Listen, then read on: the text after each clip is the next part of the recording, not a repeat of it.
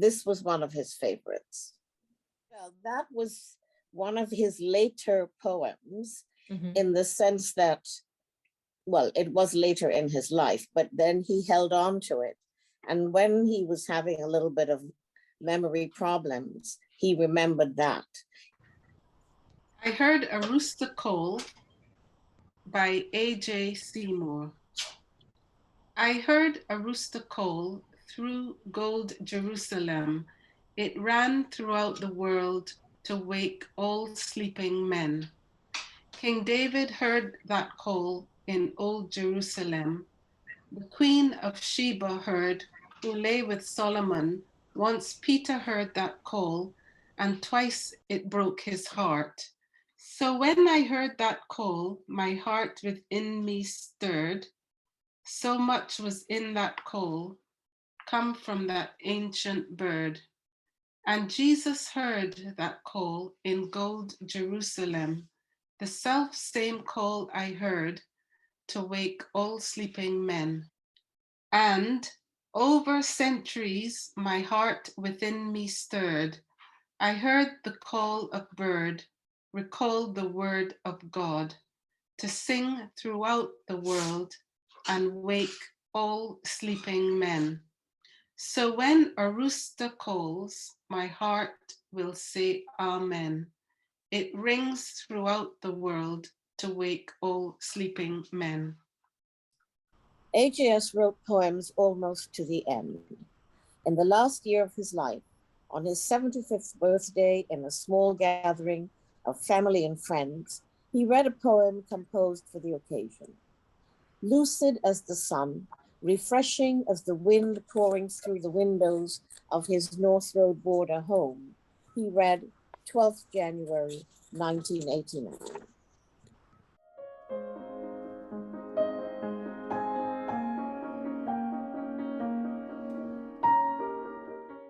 Bless, Father God, I pray, the gift of my birthday.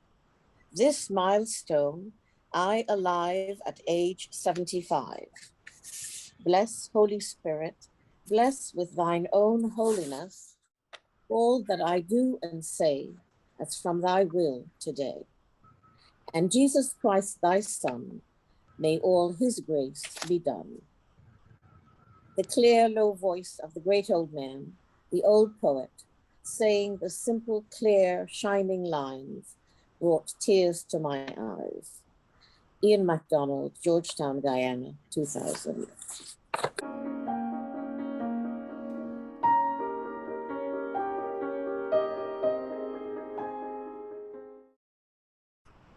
A.J. Seymour died on Christmas Day, 1989, and Ian MacDonald assumed full editorship of Kyk-over-al, assisted from time to time by guest editors. Issue 44, 1993, a Martin Carter prose sampler, was edited by Ian MacDonald, Randa Vadzik, and Nigel Westmas.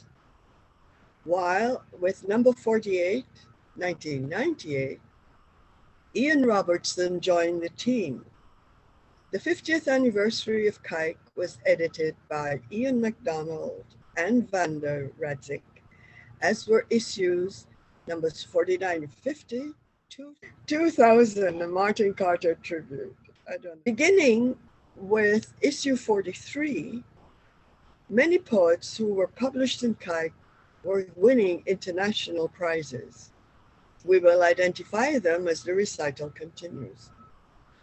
As publication continued, the poems show that the history of Kyk-over-al is also the history of the growth of a new literary tradition, beginning soon after the end of World War II, 1945, until 2000, despite the years of hiatus.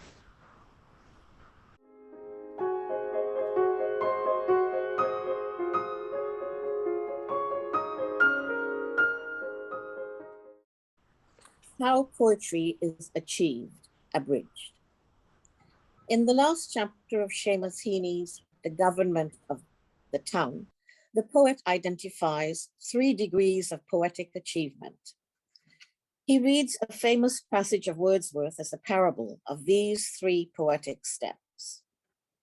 The passage in question is the one where Wordsworth writes about his young self whistling through his fingers to arouse the owls so that they would then call back to him. At evening, when the earliest stars began to move along the edges of the hills, rising or setting, would he stand alone beneath the trees or by the glimmering lake? And there, with fingers interwoven, both hands pressed closely, palm to palm, and to his mouth uplifted, he, as through an instrument, blew mimic hootings to the silent owls that they might answer him. And they would shout across the watery vale and shout again, responsive to his call, with quivering peals and long halloos and screams and echoes loud. The first task of the poet is to learn how to entwine his or her hands so that the whistle comes out right.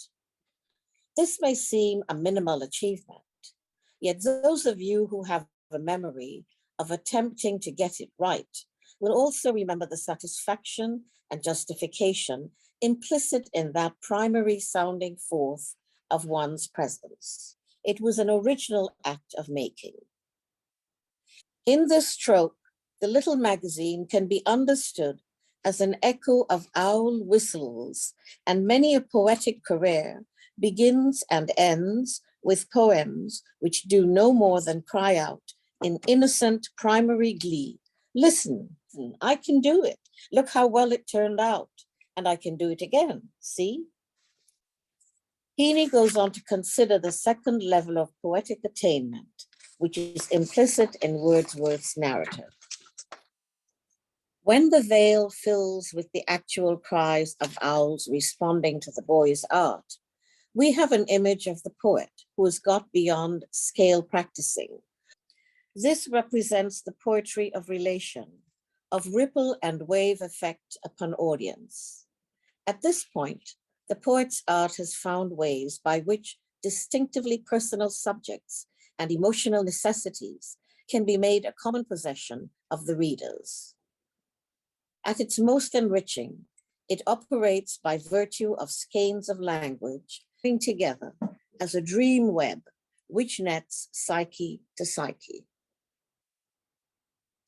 Finally, Heaney examines the third kind of poetry suggested by Wordsworth's passage.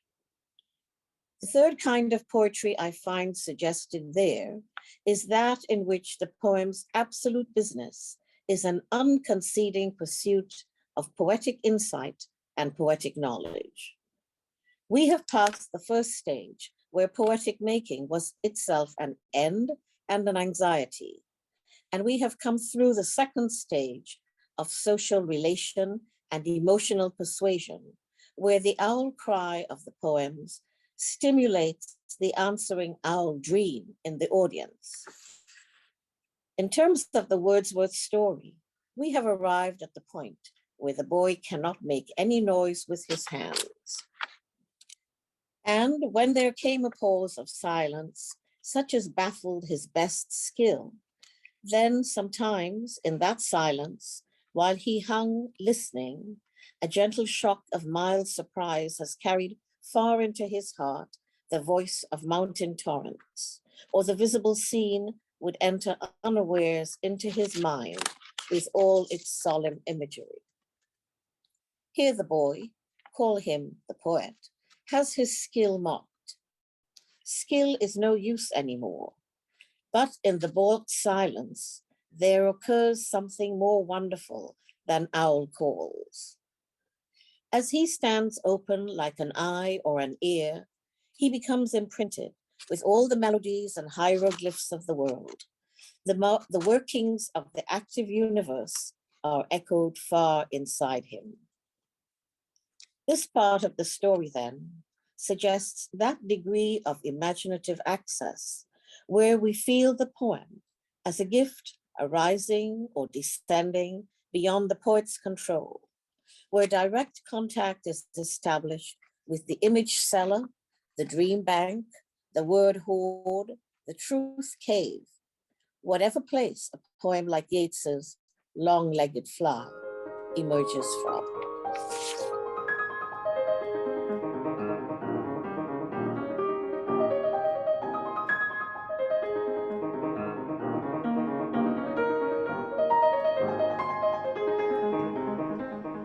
Grace Nichols was born in Guyana and has lived in Britain since 1977. Her first collection of poetry, I Is a Long-Memoried Woman, won the 1983 Commonwealth Poetry Prize. Blackout by Grace Nichols. Blackout is endemic to the land. People have grown sixth sense and sonic ways like bats, emerging out of the shadows into the light of their own flesh. But the car headlamps coming towards us make it seem we're in some third world movie, throwing up potholes in houses exaggeratedly. The fresh white painted and gray ramshackle blending into snug relief. And inside, the children are still hovering, hopeful moths around the flickerless box, immune to the cloying stench of toilets that can't be flushed. The children, all waiting on electric spell to come and trigger a movie, the one featuring America, played out endlessly in their heads. While back outside, coconut vendors decapitate the night. Husky heads cut last off in the medieval glow of bottle lamps. And everywhere there are flittings and things coming into being in a night where footfall is an act of faith. A group of young girls huddled in a questionable doorway, the sudden dim horizontal of an alleyway, and the occasional generator-lit big house, obscenely bright, hurting the soft iris of darkness in this worn-out movie, slow reeling under the endless cinema of the skies.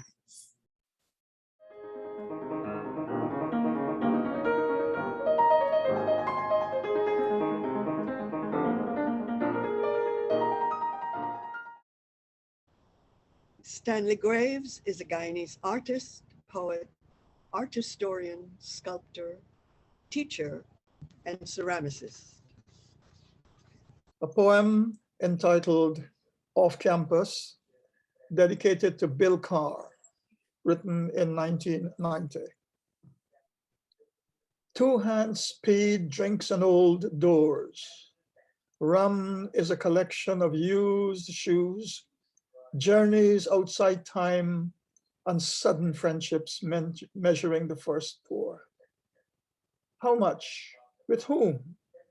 A tortuous bed of ethics, ice, exuberant spit, and dilemmas diagnosed from 9.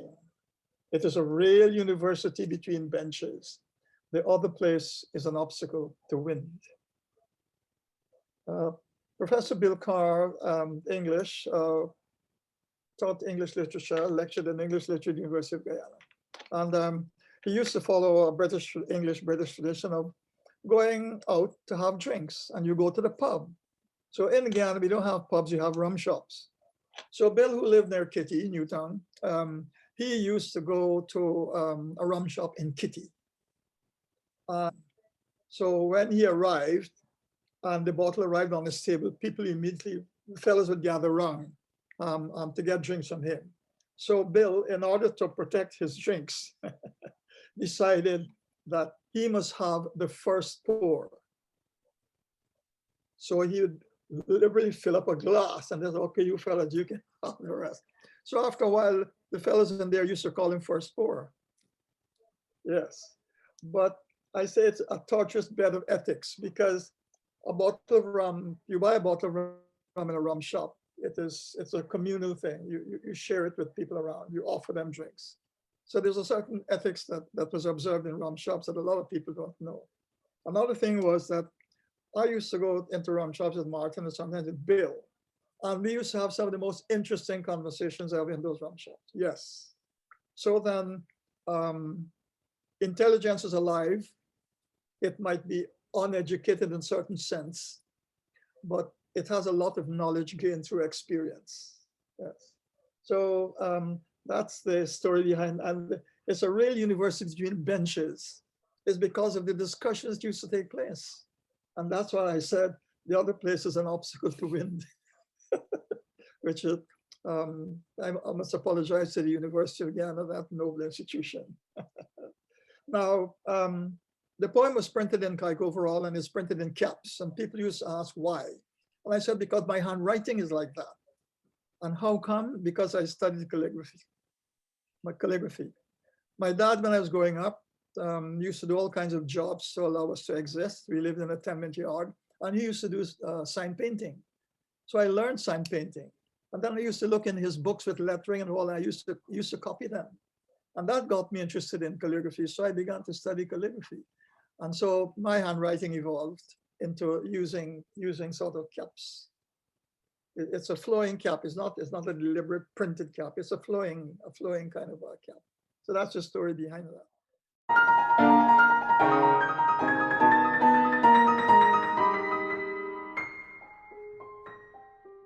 A poem entitled Rice Pot, written in 1990. Forever in that easy diet of rice, what does it matter if an empty bag hangs on my shoulder? A universe is not stars in the night, but every single bullet brain counted on a shaking spoon. And this poem was written during the time when we had this business of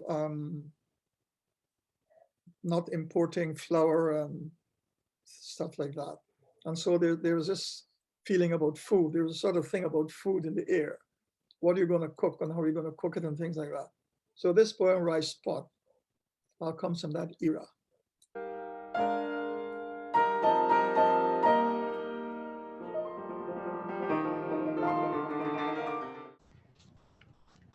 Lorna Goodison, the 8th of 9 siblings, was born on 1st August, the day on which Jamaican emancipation is celebrated in Kingston, Jamaica, in 1947. She was an artist before she turned her focus to poetry, educated at the Jamaica School of Art and the School of the Art Students League in New York. She was appointed Poet Laureate of Jamaica in 2017 and teaches as a professor of English at the University of Michigan. The River Wanted Out by Lorna Goodison. Things are changing this side of the forest. The river is ostriching into the sand, leaving dense stones to mark its place.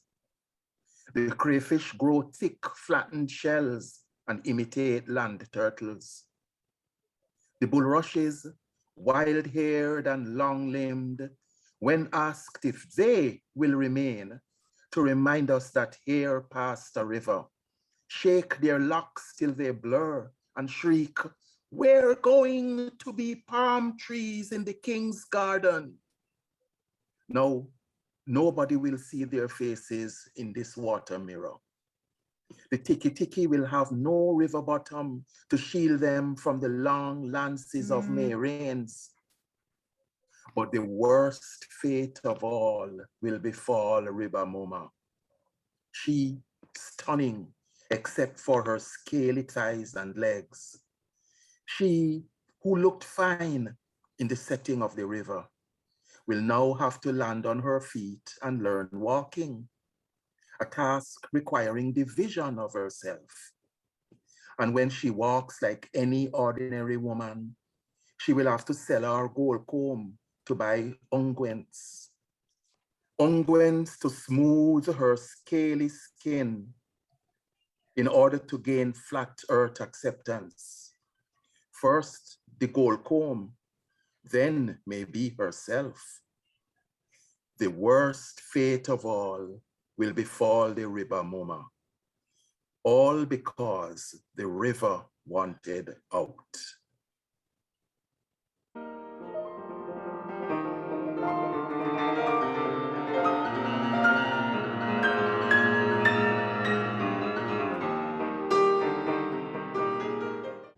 Mahadai Das, 1954 to 2003, published several volumes of poetry. I Want to Be a Poet for My People, 1976. My Finer Steel Will Grow, 1982.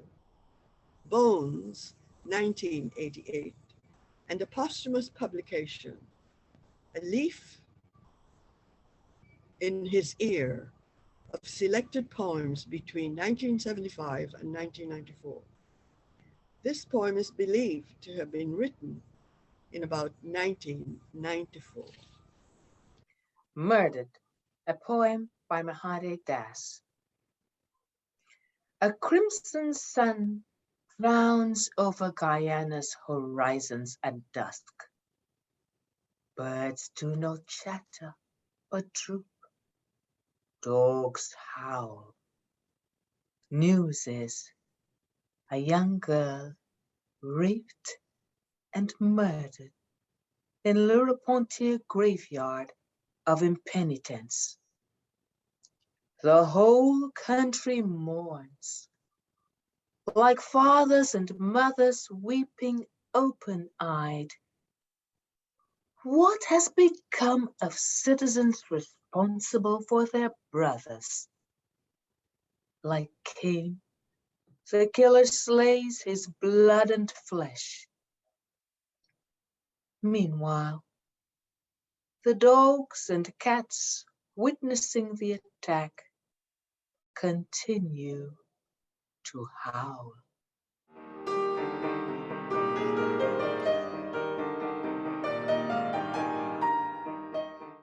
Mark Marquardt was born in Georgetown in 1947 and attended St. Stanislaus College. He graduated from the University of Toronto and later completed his doctorate at Leeds.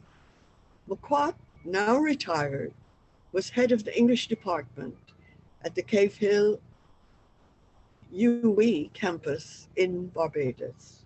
This poem is by Mark Marquardt, and it's entitled Gull.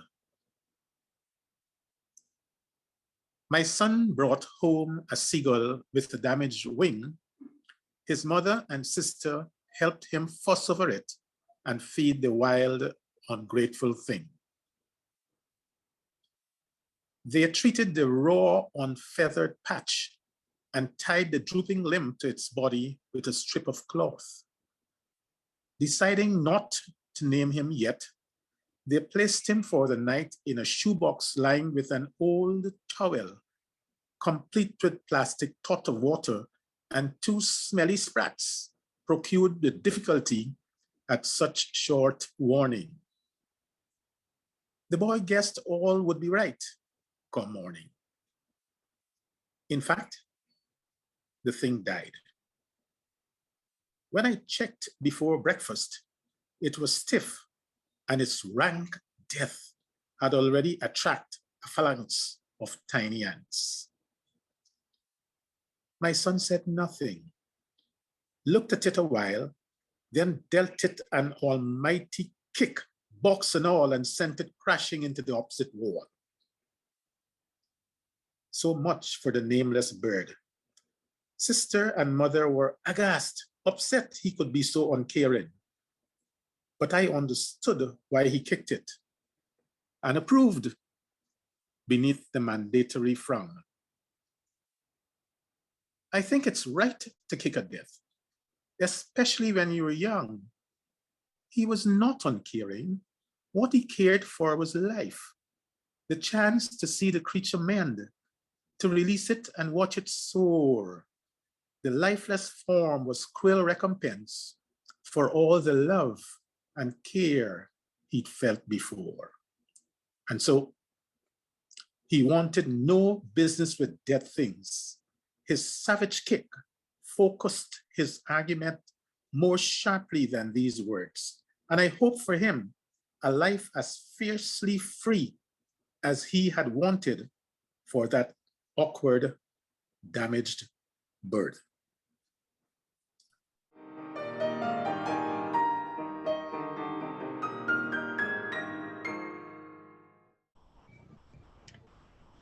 Wilson Harris, 1921 to 2018. Attended Queen's College from 1934 to 39. From 1942 until 1958, he was government surveyor, and in 1959, he removed to London. He first wrote poetry and then wrote and abandoned several manuscripts before publishing the Guyana Quartet. Would Butterfly bear him a child with Mr. Universe's name? A child small, tender as a leaf? Uprooted populations voyaging in space are written into a tree and breaks the cross, breaks the crucifixion into a pregnant hollow vessel of the soul. I listen to the dry beak of a master spirit singing, and am told we are born with the dead and their expedition of soul. Home is the moment of the rose. Home is the moment of yew tree. Home is the sculpture of the rain into rivers as gentle as singing grass.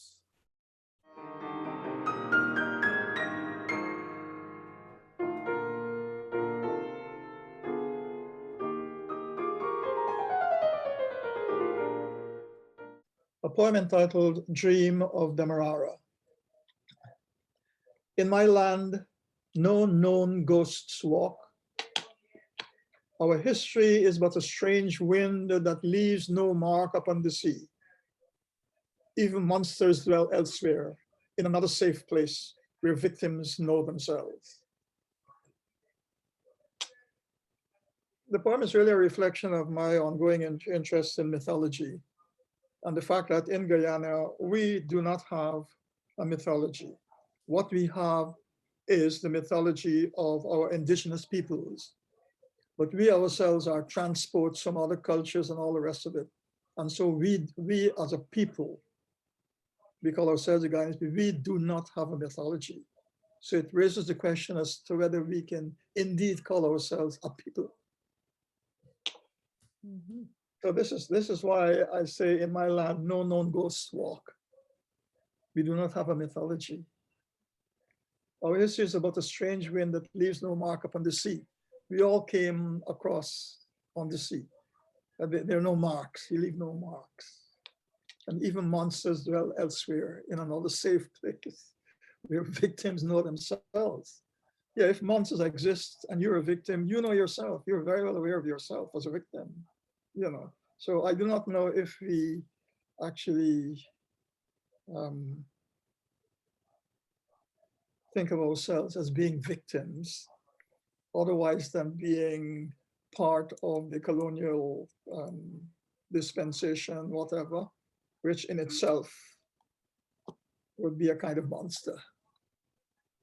So the poem opens itself to, as usual, a number of interpretations, depending on who's reading it, and depending as well of their own background. And the same thing goes for art as well. Painting, sculpture, the same thing happens there.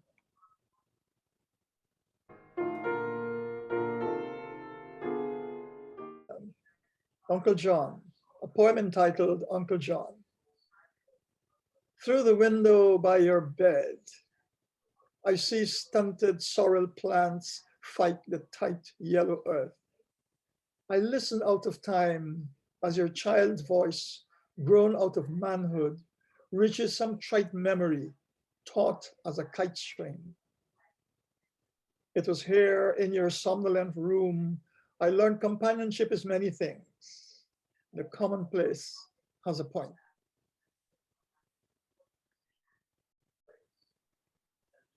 Yes, Uncle John was John's favorite that was married to my aunt's, my mother's sister.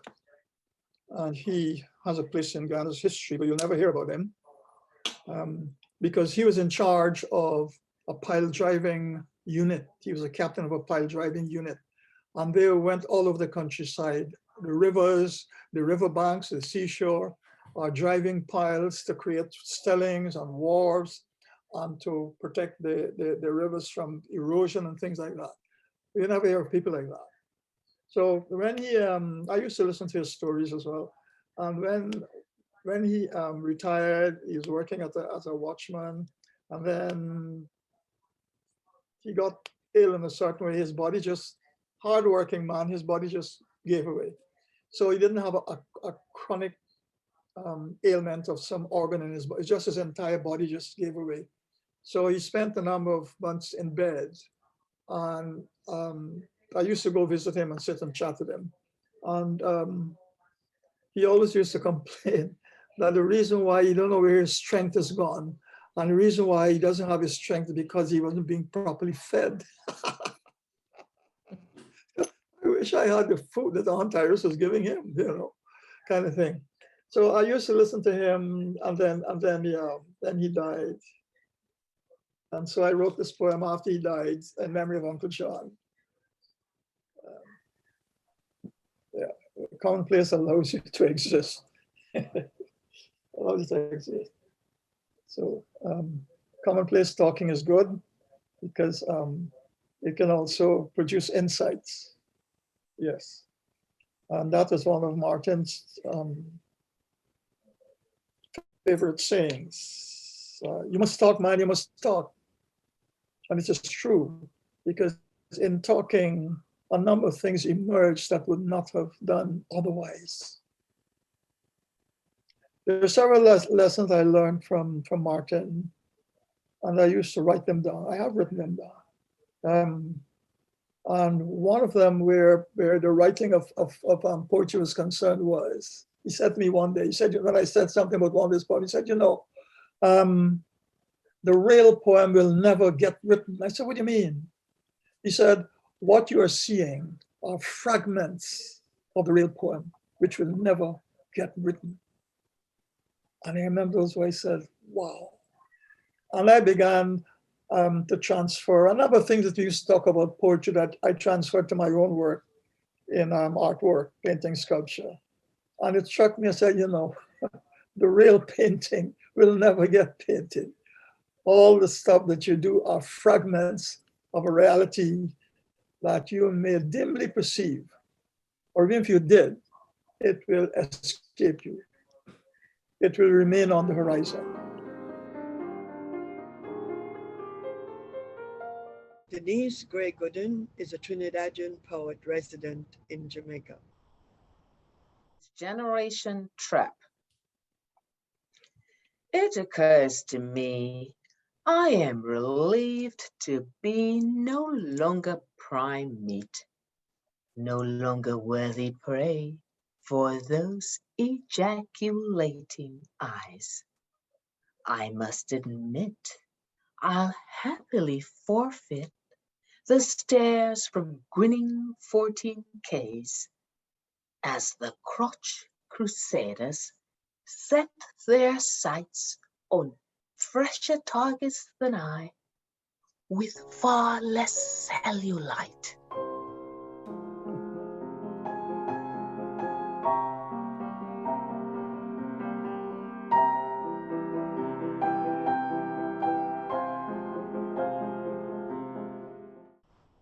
Cecil Gray, 1923 to 2020, was a Trinidadian poet, short story writer, lecturer, and editor.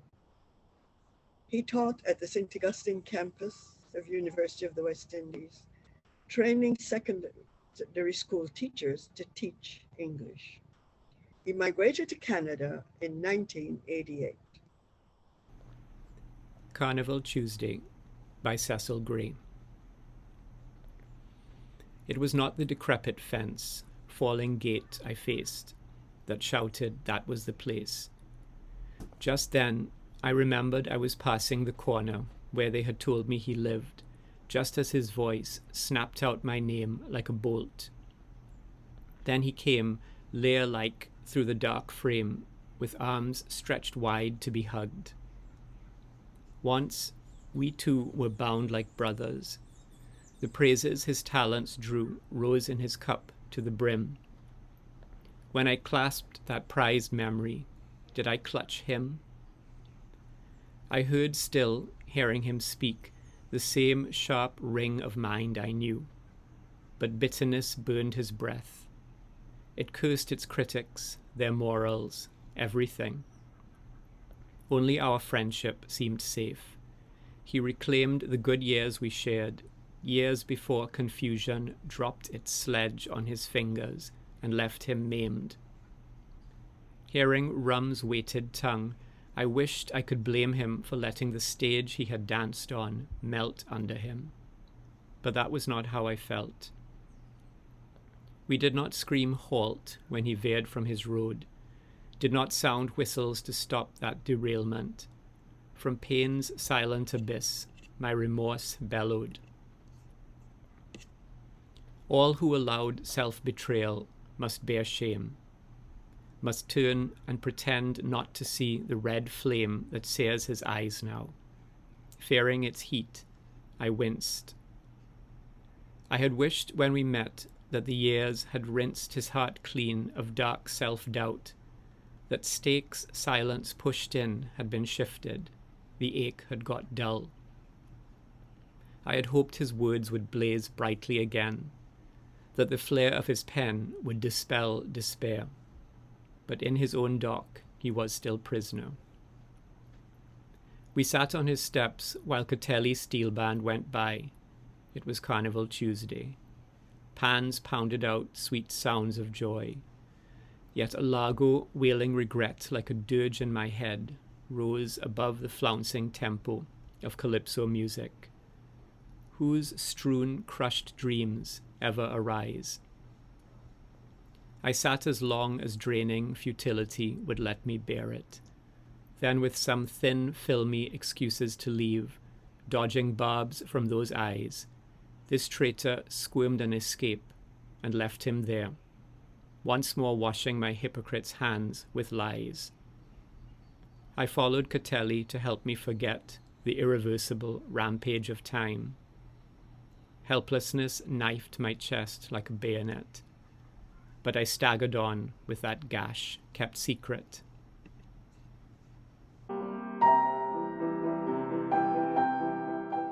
Patricia Faith Carmichael is a Guyanese poet.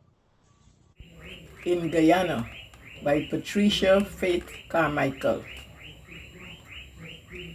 In Guyana, cars stop for cows, stopping for donkeys, stopping for dogs to cross the road. In Guyana. Senseless acts of beauty abound, surround me in Guyana. The stars, they own the night. The ocean is rebellious, refusing to echo the sky. In Guyana, dollar is the ultimate high. Children out-earn their parents. Rules exist simply to be broken, but everybody plays the game. In Guyana, order is a distant rumor. Water is an endangered species in the land of many waters. In Guyana, everyone is your cousin. Everyone is black like me. In Guyana, everyone is Guyanese. In Guyana, the rhythm fits my beat. I live in every face, and the ground, it knows my feet.